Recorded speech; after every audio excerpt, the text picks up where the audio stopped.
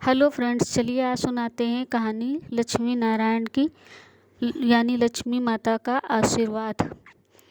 एक बार भगवान नारायण और माता लक्ष्मी लोगों की परीक्षा लेने के लिए ठंड के मौसम में मूसलाधार बारिश होते हुए संध्या में अत्यंत बूढ़ी स्त्री पुरुष का रूप धारण किया और रूप धारण करके पृथ्वी लोक में आए। नगर के एक धनी सेठ धनी सेठ अम, धनी सेठ के द्वार पर जाकर वो गेट खटखटाने लगे। दरवाज़ा खोलकर सेठ जी ने जब उन्हें देखा तो बिगड़ कर बोले, अरे कीचड़ से सने पाँव और सारी मिट्टी फैला देना यहाँ पर, भाग जाओ यहाँ से, यहाँ पे कीचड़ कीचड़ कर रखा है। सेठ जी, हम इस रात में कहाँ जाएंगे? बूढ़ी माता बोली, यानी लक्ष्मी माँ बोली, गिड़गिड़ाएं, ठंड से प्राण निकल रहे हैं, कहीं ठहरने भर की जगह दे दो। परंतु सेठ ने द्वार बंद कर लिए। उन दोनों को प्रकाश में सेठ के महल के पास ही एक टूटा फूटा सा घर दिखाई दिया। उसका किवाड़ा भी टूटा था। प्रकाश की एक किरण दिखाई पड़ी।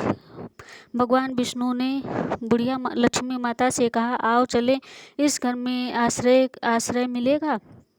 बुढ़िया माँ ने कहा, जितने बड़े सेठ अपना स्थान यहाँ स्थान नहीं दिया तो कंगाल क्या देंगे?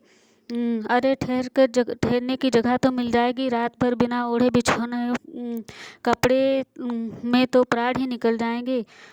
लक्ष्मी माँ बोली, कुछ भी हो, मुझे तो अब और नहीं चला जाता। और उन्हें भी आगे बढ़कर द्वार थपथपाया। दूसरे ही क्षण हाथ में दिए मैले फटे सारे पहने हुए एक स्त्री द्वार खोला और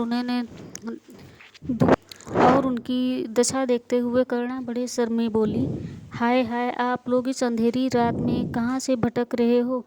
आइए आइए, भीतर आ जाइए। उन्हें सहारा देकर वह अपने घर के अंदर ले गई। छोटी सी कोठरी में टूटी फूटी चारपाई पड़ी थी, उनमें से एक खाली करके स्त्री ने उन सबको बैठाला। दोनों को कपड़े दिए। कपड़े से जल चू रहा था। कोठरी गीली हो चली थी, परंतु स्त्री ने तनिक भी चिंता न करके जल्दी से अंगीठी में आग सुलगा दी और तापने को कहा। फिर अरगनी से पड़े हुए पुराने धुले कपड़े देकर बोली, बाबा आप लोग यह भीगे कपड़े उतार दीजिए। इन्हें लपेट लिए। मैं क्या करूं, मैं बहुत गरीब हूं। इनसे इन्हीं दो कपड़ों से गुजारा हम लोगों को करना पड़ता है। उन्हीं कपड़ों को बदल कर वह दलान में आ गए और दो पीतल की छोटी थालियाँ रखी हुई थी, उनमें बथुए का साग, बाजरे की रोटी रख के ले आई। माताजी ने उस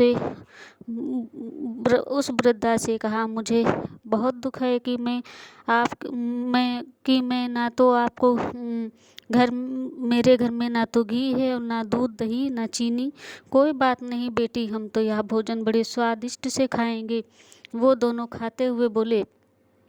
थोड़ी देर में स्त्री का पति भी आ गया। वह भी बेचारा रोजगार की तलाश में दिन भर घूमकर थका हारा घर पे लौटा था। पत्नी ने अतिथियों को भोजन खिला देने के बाद चुपके से द्वार पर ही अपने पति को सारी बात बता दी। यह सुनकर वह बड़ा प्रसन्न हुआ। फिर दोनों ने बिछौना उन दोनों वृद्धा को देकर उन्हें खाट पर सुलाया और दोनों एक फटी बोरी ओढ़ के धरती पर लेट गए। प्रातःकाल जब बारिश बंद हुई तो वो बुजुर्ग जाने लगे। स्त्री ने हाथ जोड़कर कहा, सूरज निकलने तक रुक जाओ। फिर घर में जो कुछ पड़ा था उसने कुछ चनों को पीसकर आटा गूंथा और उसकी रोटियां बना दी और बोली, माता हम निर्धन हैं, इसी से जैसे सेवा कर सकते हैं वैसे ही कर रहे हैं। आशा है आप हमें क्षमा करेंगी। बूढ़ी माता बोली, यानी लक्ष्मी माँ ने उत्तर दिया, बेटी हम गरीबों की जो तुमने सेवा की है उसका फल भगवान तुम्हें देगा। आज तो जिस चीज़ को छुएगी वह दिन भर खाली ना होगी। वो लोग चले गए। स्त्री ने अपने बथुए की हांडी को साफ करने की याद आ गई। रसोई में जाकर उसने हांडी उठाई और आश्चर्य से भरी हुई हांडी में असरफियाँ भरी हुई थी। जब उसने उल्टी रख दी तो दोबारा फिर भर गई और फिर असरफियाँ उठाकर रख दी और हांडी दूसरी भर जाती। इसी तरीके से उसकी असरफियाँ इतनी सारी हो गई कि उसका पूरा कोठरी भर गई। बस फिर क्या था, उसके पति ने असरफियों को बेचकर बढ़िया मकान ले लिया और कपड़े की दुकान खोल ली, घोड़ा गाड़ी खरीद ली और वो सुखपूर्वक रहने लगी।